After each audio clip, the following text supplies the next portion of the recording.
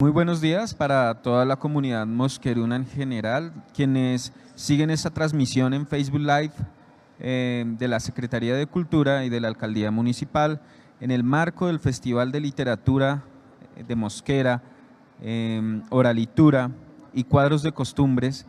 Hoy tenemos la dicha de compartir con ustedes un conversatorio en torno al quehacer literario. En el día de hoy contamos con la compañía de Mauro Ruiz. Muy buenos días, Mauro. Hola, buenos días. Un gusto saludarlos a todos quienes están allá, a quienes están aquí, quienes están allá por Facebook Live, a la Alcaldía Municipal. Estoy enormemente agradecido por su presencia, por haberme invitado a este evento y bueno, espero la pasen bien. Listo. Bueno, para iniciar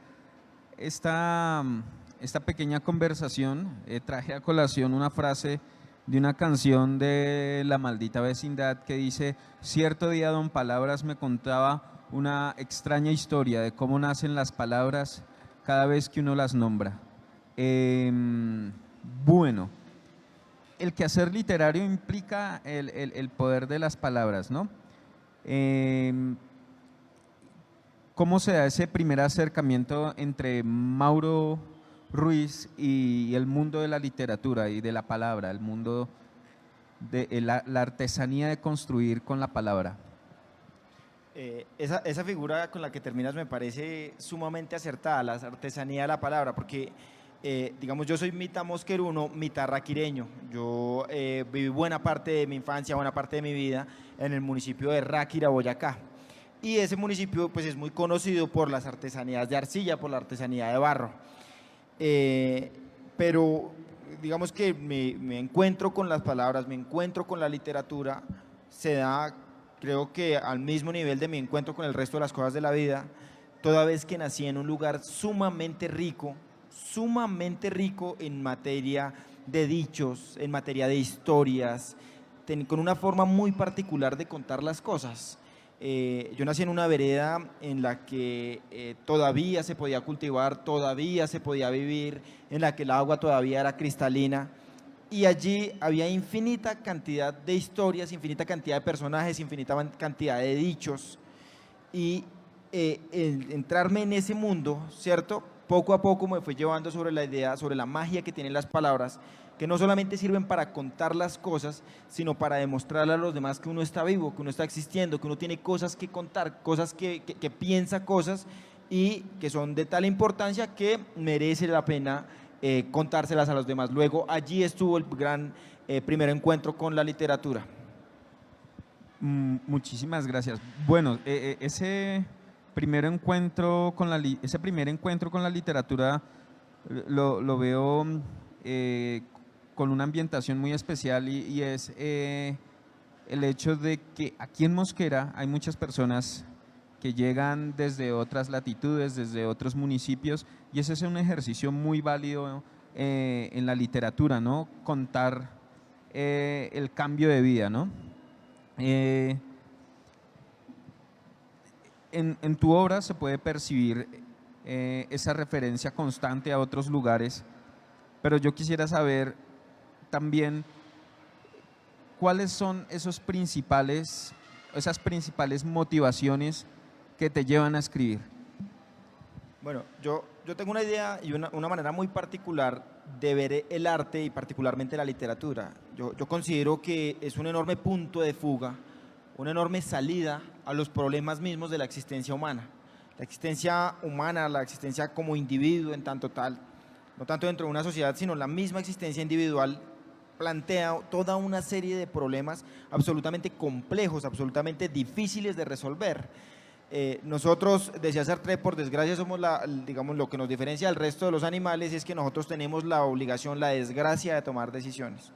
Pues bien, hay un punto de fuga y ese punto de fuga está en el arte, particularmente la música, particularmente la pintura y sobre todo la literatura. En esa literatura se puede narrar no solamente lo que se piensa, no solamente lo que pasa, sino aquello que no pasa, pero uno se lo imagina. Desde ese punto de vista, como punto de fuga de la existencia humana, plantea una enorme creatividad, una enorme forma de pensar la humanidad, de incidir, de casi que seducir a los demás para que imaginen un mejor mundo posible, imaginen otra manera de vivir la vida, y en ese sentido también es sumamente útil para contar problemáticas sociales tales como digamos, la crisis agropecuaria nacional, la crisis del campesinado nacional, en tanto su forma de producir, en tanto aquello a lo que dedican o de donde derivan sus recursos económicos, pues ha sido estructuralmente y progresivamente acabado, ¿cierto? Entonces, no es baladí que muchos boyacenses, que muchos campesinos, ¿cierto? Muchos campesinos de diferentes partes del mundo hayamos llegado a ciudades como Bogotá y por ende pues a ciudades como Mosquera, como Funza, como Madrid, como Faca, en busca de otras oportunidades, porque las que teníamos allá las acabaron por diferentes vías. Pues bien, eso merece ser contado, eso merece ser defendido, eso merece ser narrado, y la literatura presta su alma para llamar la atención sobre este aspecto particular, sobre este aspecto específico, y en ese sentido, pues, fíjense usted lo necesario que es la literatura para una sociedad como la colombiana y para narrar un contexto específico como el del campesinado colombiano. Muy, muy interesante lo que nos cuenta sobre esa necesidad de contar las dificultades sociales. A propósito de ello, voy a leer acá un epígrafe y plantearte una siguiente pregunta, ¿no? Entonces, alguien hablaba y construía esta pequeña reflexión, dice así: la paradoja de nuestro tiempo es que tenemos edificios más altos y temperamentos más reducidos, carreteras más anchas y puntos de vista más estrechos. Gastamos más, pero tenemos menos. Compramos más, pero disfrutamos menos. Tenemos casas más grandes y familias más pequeñas. Mayores comodidades, pero menos tiempo. A partir de lo que me acabas de plantear, la literatura como una manifestación del ser, ¿cuál consideras tú es la dificultad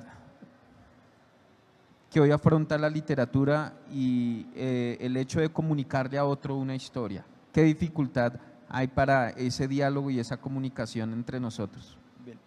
La globalización en general, digamos, parte de la idea de que si vivimos todos como ciudadanos del mundo, llaman ellos, ¿cierto? Y con ese desarraigo de lo nacional, pues que vamos a vivir mejor. No solamente la globalización se percibe como un gran movimiento económico, sino como una corriente cultural. Esa corriente cultural desarraiga de lo nacional, quita a los seres humanos de pensar en su nación, en el territorio, en el momento, con la gente con la que nació. En ese sentido, y con el gran auge de la comunicación, o mejor, de los medios de comunicación, si es que podríamos llamarle auge, ha perdido, digamos, el contenido de la comunicación. Los seres humanos hoy pensamos menos sobre nuestras propias existencias porque estamos embuidos, estamos estresados por mirar cuál fue la última noticia que salió, cuál fue la última noticia que nos puede presentar esa pantalla, cuál fue el último producto que el mercado nos puede ofrecer, cuál es el último sistema de crédito mediante el cual yo puedo acceder a un montón de cosas que, si uno lo mira desde un punto de vista material, no se necesitan. Pero el contenido de la comunicación, el contenido del mensaje que yo puedo dejar a la vida, es algo que requiere de soledad, que requiere lo contrario a lo que promueven todo, pues, el mercado y la globalización. Requiere de una individualidad y requiere de una nación. Requiere de que usted se siente en un punto específico sin la necesidad, pues, de buscar plata por ello, sino que usted se siente a pensar en qué mundo vive, para qué le sirve su existencia, de dónde salió la existencia, qué le hace falta, qué le hace bien, qué se puede imaginar, qué se puede inventar para que su existencia en sí misma sea llevadera, que usted la pueda llevar hasta el punto final, que esa existencia en sí misma tenga algún significado, algún sentido, ¿sí? Y eso lo niega este auge de la comunicación, donde lo importante es estar bombardeando constantemente de información las redes, de información la televisión, de información a los sujetos, a los individuos, para que a partir de eso ellos puedan dirigirse al mercado a comprar. Hay otro aspecto absolutamente grave, y es que en ese marco del hipercapitalismo, en ese marco del neoliberalismo, pues resulta que en materia de cultura, lo que se promueve, como se lo dejamos al mercado, lo que se promueve es lo que se consume. Yo le contaba hace un momento, si la canción de J Balvin hace una reflexión sobre el espíritu, hace una reflexión sobre la tierra en la que nació, hace una reflexión sobre su pensamiento, él dice que sufre de problemas de depresión, bueno, hace una reflexión sobre la depresión, es muy probable que esa canción no se venda, que esa canción no salga al mercado y no se venda, a menos pues que tenga pues todas estas cosas que se inventan pues de marketing y demás. Pero si esa misma canción no dice absolutamente nada, pero es pegajosa, es probable que en el mercado pues se venda. Y el mercado lo que va a promover es esa canción que no dice nada, de manera tal que aquellas corrientes culturales, aquellas expresiones culturales que se esfuerzan por narrar su tierra, por contar su tierra, por defender su tierra, por defender su gente, posiblemente no encuentren incentivo alguno, toda vez que no son, digamos, objeto de consumo masivo. Ese es el enorme riesgo que corre hoy la literatura, y por eso quienes hoy se atreven a escribir y en sus letras se atreven a defender la cultura nacional, pues tiene un buen grado de heroísmo, tiene un buen grado, pues podrían llamarse sumamente avesados, toda vez que saben que se enfrentan es con esa gran hegemonía cultural que ha llegado a Colombia y ha llegado al mundo pues a partir de la globalización. A partir de esta respuesta, encuentro una reflexión muy profunda sobre el olvido del ser, como dirían por ahí. En las bases de todas estas civilizaciones que influencian hoy lo que es la cultura occidental, desde la tradición judeocristiana se decía que el hombre es hombre por la palabra, ¿sí? Eso es lo que nos diferenciaría, según esta versión, de los animales, es la capacidad de tener muchas palabras y de comunicar el sentido y el ser a través de la palabra. A partir de tu respuesta encuentro que hace referencia como que el hombre está quedando en el olvido por medio del lenguaje, o sea, cada vez está más distante.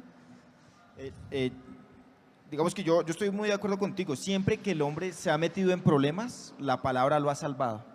Siempre que ha puesto en riesgo su existencia como humanidad, la palabra lo ha salvado. Siempre que se inventó guerras mundiales, la palabra estuvo ahí, no solo para narrar la gravedad de lo que estaba pasando, sino para generar un acuerdo, ¿cierto? Generar cosas sobre las que podríamos ponernos de acuerdo para evitar seguirnos matando. Fíjense ustedes en el marco de la violencia en Colombia, en el marco del conflicto armado, lo útil que ha sido la palabra para contarnos lo que está pasando, ¿cierto? Y a partir de ese reconocimiento de lo que está y estaba pasando, construir eso que llamamos el acuerdo de paz. El acuerdo de paz. Fíjense lo maravilloso que es la existencia de las palabras entre nosotros como humanidad.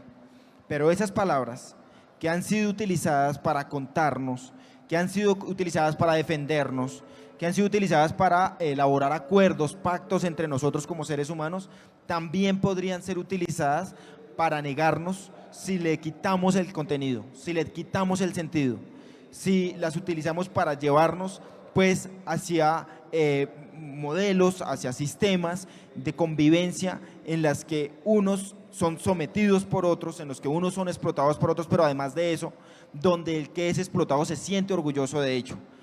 Claro que sí, yo estoy absolutamente de acuerdo en que la humanidad, la idea de la humanidad está absolutamente en riesgo, pero lo ha estado toda la vida, lo ha estado toda la vida. Fíjense ustedes cómo es de grave la cosa que se acerca, o bueno, ya estamos sufriendo ese fenómeno horrible que se llama el cambio climático, y fíjense ustedes cómo la palabra ha sido utilizada no solamente para llamar la atención sobre la existencia del fenómeno, sino que por otros es utilizada como un instrumento para negarlo, para disimularlo, para hacerle creer al mundo que estamos en la posición correcta y que vamos hacia un lugar pues absolutamente correcto, ¿cierto? Cómo la palabra ha sido utilizada para echarle la culpa del cambio climático a países como Colombia, que producen solamente el 0.6% de los gases de efecto invernadero, gases que causan el cambio climático, pero ha sido utilizada también para disimular que países como China o países como Estados Unidos, entre los dos producen el 50% de los gases de efecto invernadero, esto para poner solamente un ejemplo. Fíjense la necesidad del contenido de las palabras y sobre todo la necesidad de utilizar las palabras para defendernos a nosotros mismos como humanidad, como nación y como individuo. Es latente en todas tus respuestas el uso de la literatura. En ese sentido se puede deducir que la literatura es un acto de manifestación en donde yo tengo que expresar mi pensamiento y tengo que sentar mi posición. Eso es algo muy válido dentro de la literatura.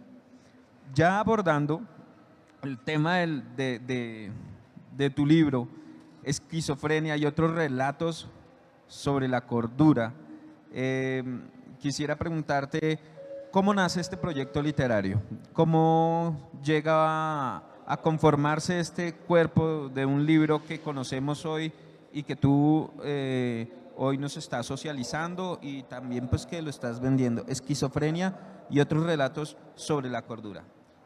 Bueno, Esquizofrenia y otros relatos sobre la cordura fue más un efecto, ¿sí?, más una consecuencia que una causa en sí misma. ¿A qué me refiero? Casi todos los cuentos que están allí son una consecuencia de haber leído otros autores, de haber experimentado otras visiones de la vida, pero fundamentalmente de haber leído otros cuentos. Sí, allí está Juan Rulfo, allí está Gabriel García Márquez, allí está Cortázar, pero allí también está Germán Castro Caicedo, allí también está Gabriel García Márquez, bueno, no sé si ya lo nombré, pero también está esa señora que me contaba la historia de que el marido le salió un cacho en la espalda y que le tocó ir hasta Villavicencio pues a que se lo quitaran unos brujos, y esa señora era mi abuela, ¿sí? Está también la historia de la familia que no pudo amarse, la señora y el señor que no pudieron amarse nunca porque el uno era conservador y el otro era liberal.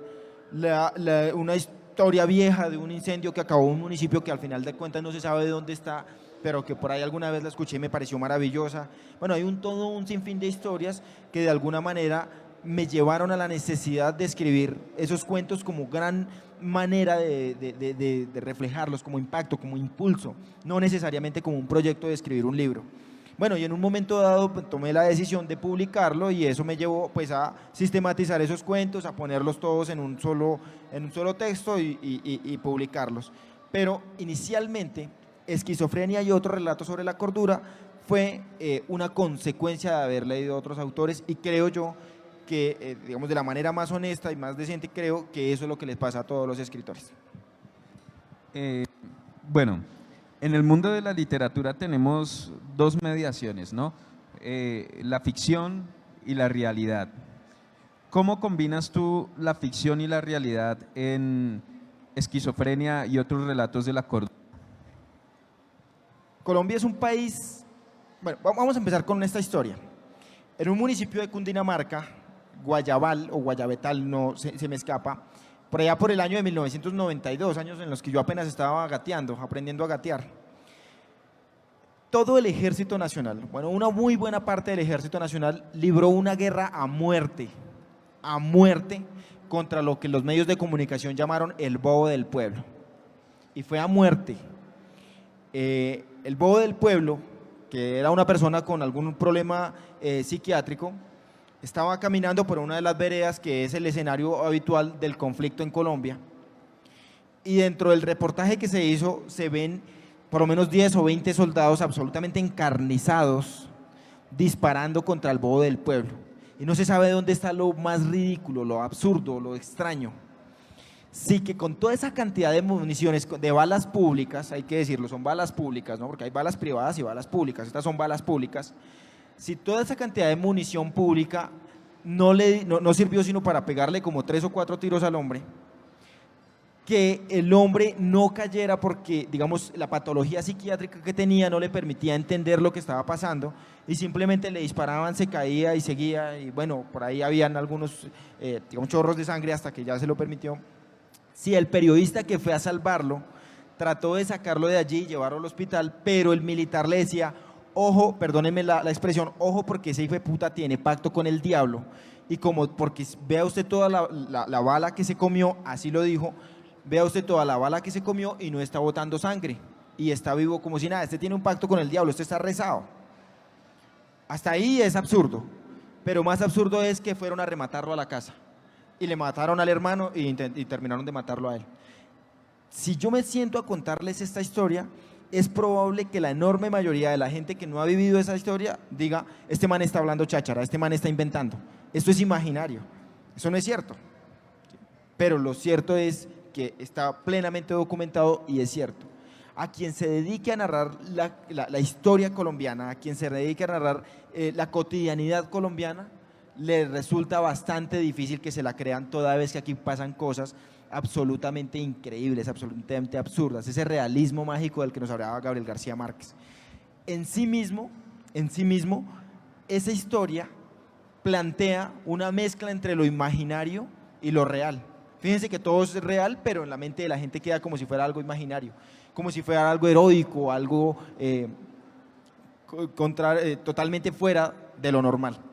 Pues bien, es necesario ponerle a eso más imaginación para que por la vía de lo imaginativo o por la vía de lo real, pues quede en la gente. De manera tal que la imaginación y la realidad en el contexto colombiano no solamente se mezclan entre sí y se evaporan mutuamente, sino que terminan necesitándose la una de la otra para poder hacernos posible la vida acá en medio de tantas circunstancias que nos pasan, en medio del pan a 500, en medio del bulto de papa, no sé cómo es que está la última vez, no voy a echar una cifra de más, pero con los niveles pues, de inflación en la comida que podríamos producir acá y que no se produce. Eso de por sí ya es esquizofrénico. Bueno, sí, Colombia tiene esa peculiaridad que la distancia entre la ficción y la realidad no es clara. Y se pueden citar varios ejemplos conocidos.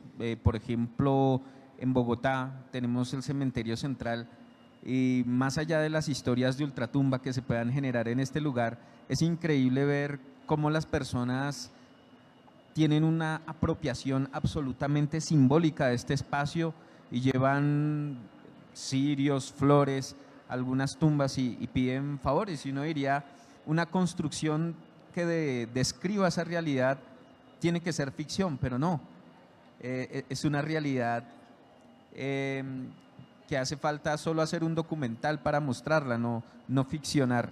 En ese punto tienes absolutamente la razón.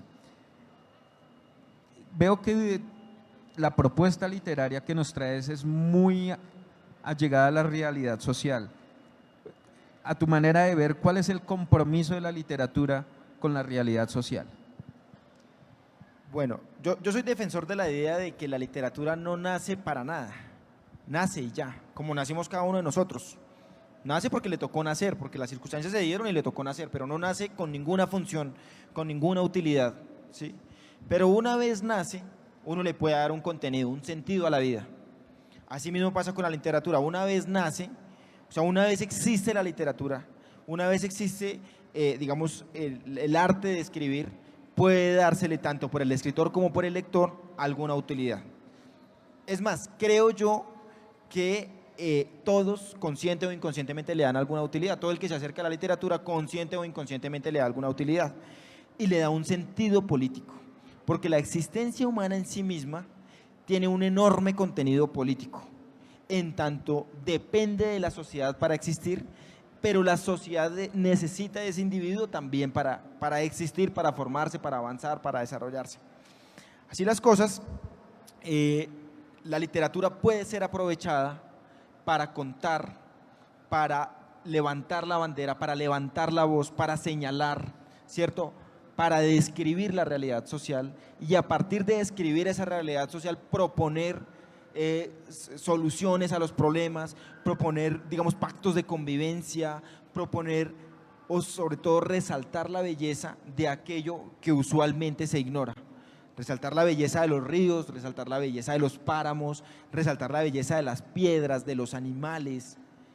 Entre nosotros en toda esta meseta y creo que a lo largo de toda Colombia convivimos con dos especies de animalitos pues que son maravillosos si uno se pone se detiene a pensar, los colibríes y los faras, o bueno, es una especie de marsupial, aquí los llaman también chuchas o zarigüeyas, ¿sí?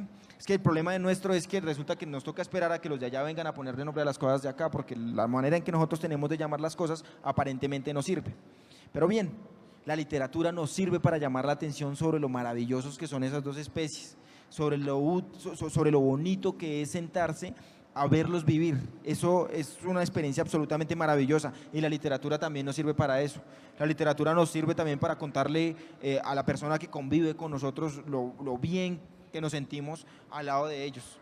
Para todo eso sirve la literatura. Luego puede dársele 10.000 sentidos, pero entre todos esos sentidos también puede dársele un contenido, un sentido, una utilidad política. En ese sentido, veo que hablas de lo oportuno, ¿no?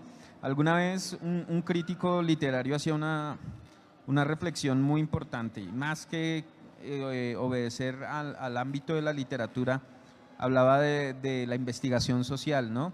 Y decía que era muy curioso que nosotros en esta realidad social que tenemos, el esfuerzo de la academia y el esfuerzo investigativo se diera en temas muy profundos, en autores y conceptos muy abstractos, pero que nuestro esfuerzo y la capacidad de nuestra voluntad no se enfocara en resolver problemas de aquí y de la ahora. Entonces, en ese sentido, te entiendo a ti el hecho de que la literatura sea oportuna, ¿no?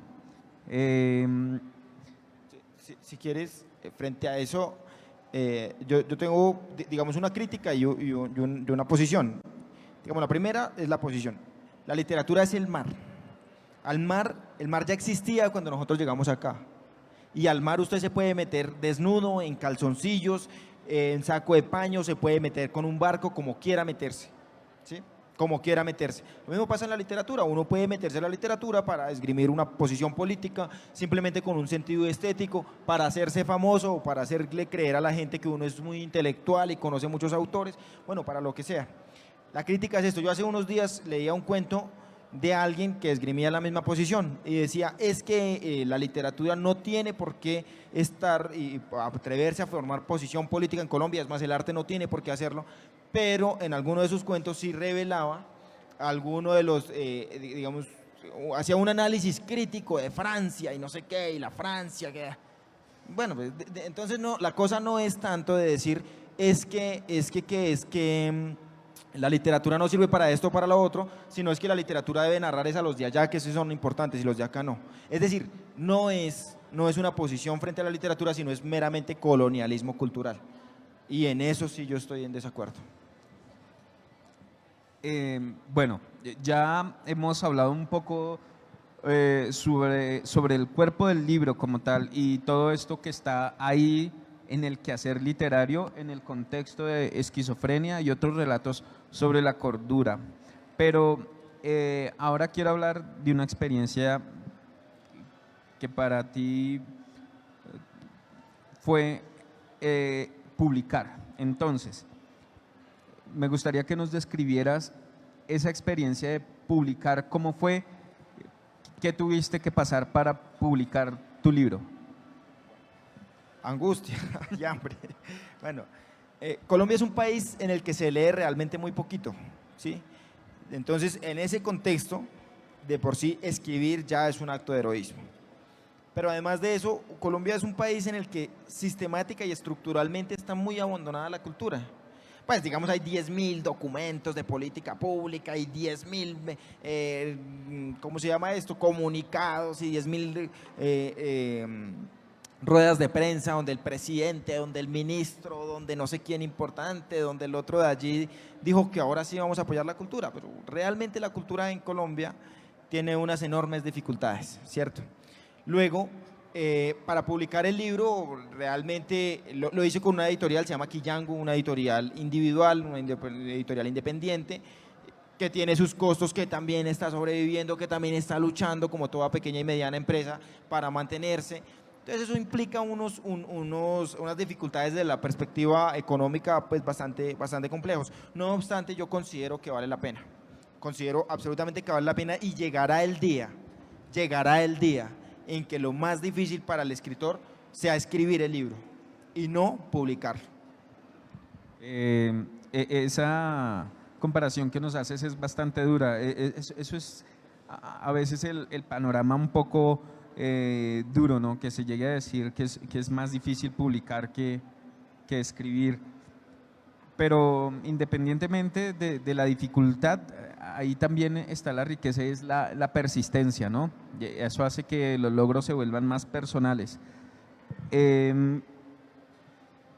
Ya para ir finalizando esta conversación, yo quisiera preguntar, a pesar de la dificultad, ¿te has motivado para escribir? ¿Qué consejos le darías a una persona que está pensando en escribir, que está pensando en publicar? Primero, si está pensando en escribir, escriba. Si están pensando en cantar, cante. Si está pensando en bailar, baile. Si está pensando en pintar, pinte. Y hágalo porque usted considera que eso es valioso. Hágalo en contra de lo que pueda llegar a decirle la gente. Hágalo nada más ni nada menos, sino como único requisito, como un instrumento que usted tiene para demostrarle al mundo que está vivo, que existe. Y el día que usted se muera, va a quedar eso que escribió, va a quedar eso que pintó, va a quedar eso que cantó. Hágalo por esa sola razón, no lo haga para nada más. No lo haga para que lo compren, no lo haga para que lo lean, no lo haga para que lo vean, no lo haga para que lo admiren. No, hágalo única y exclusivamente porque usted necesita hacerlo, porque usted necesita expresarlo.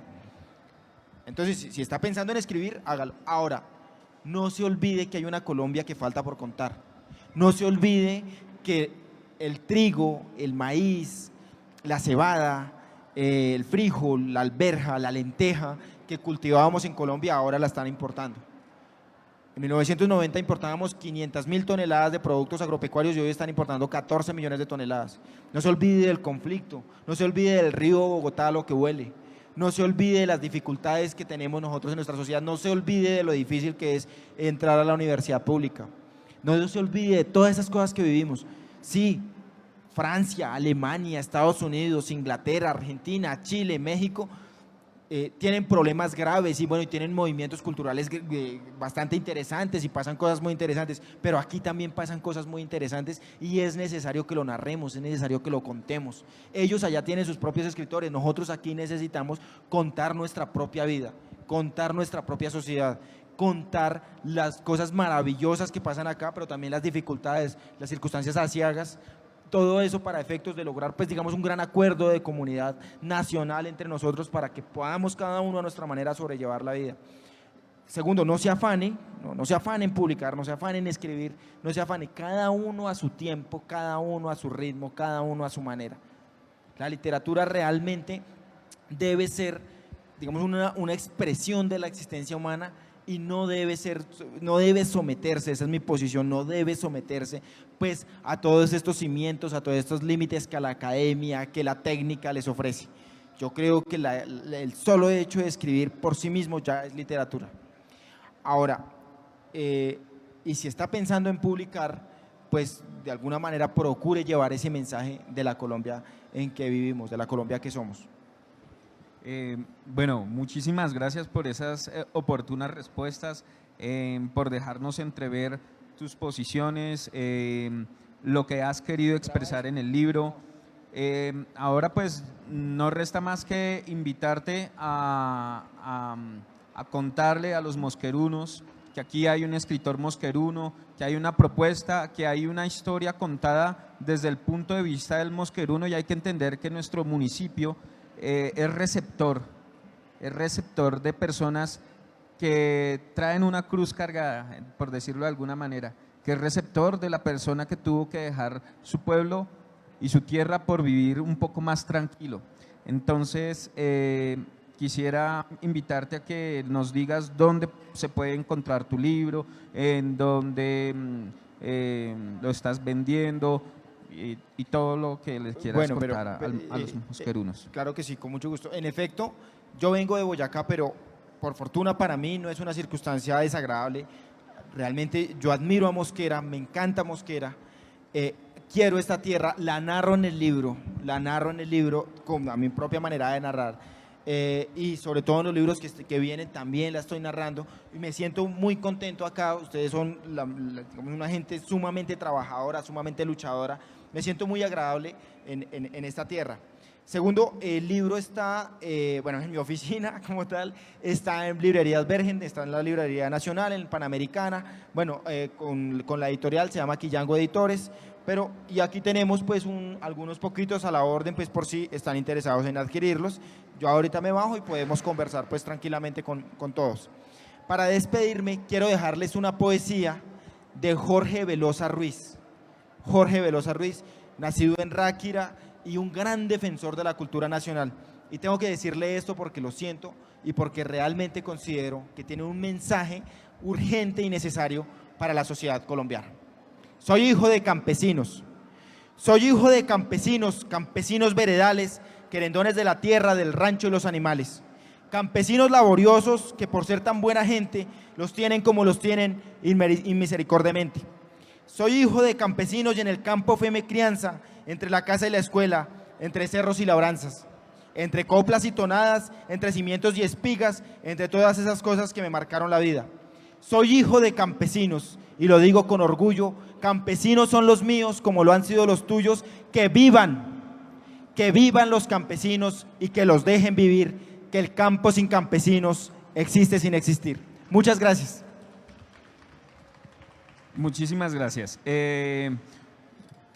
A Mauro Ruiz por compartirnos esta bella última reflexión sobre el campesino, sobre la tierra y pues sí, tomar conciencia de que nosotros habitamos la tierra más que el mundo. Hay una diferencia pequeña, ¿no? El mundo es el constructo social, la tierra es ese escenario primario de donde venimos como seres biológicos que somos y a veces se nos olvida que somos parte de ella, ¿no? Por eso a veces como que la maltratamos y la dejamos en el olvido, la contaminamos. Hay que saber que esa es nuestra casa y que tenemos que cuidarla y amarla como lo sabe el campesino. Muchísimas gracias.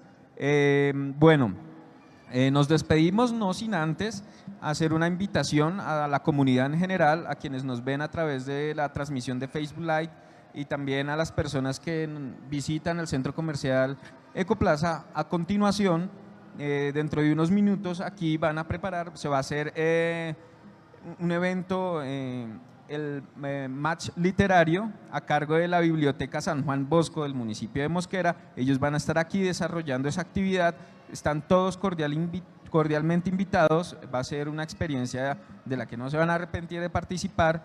Se va a desarrollar a continuación aquí en este mismo escenario. Muchas gracias por su participación, por participar desde el Facebook Live, a las personas que están aquí. Muchas gracias y nos veremos en una próxima ocasión.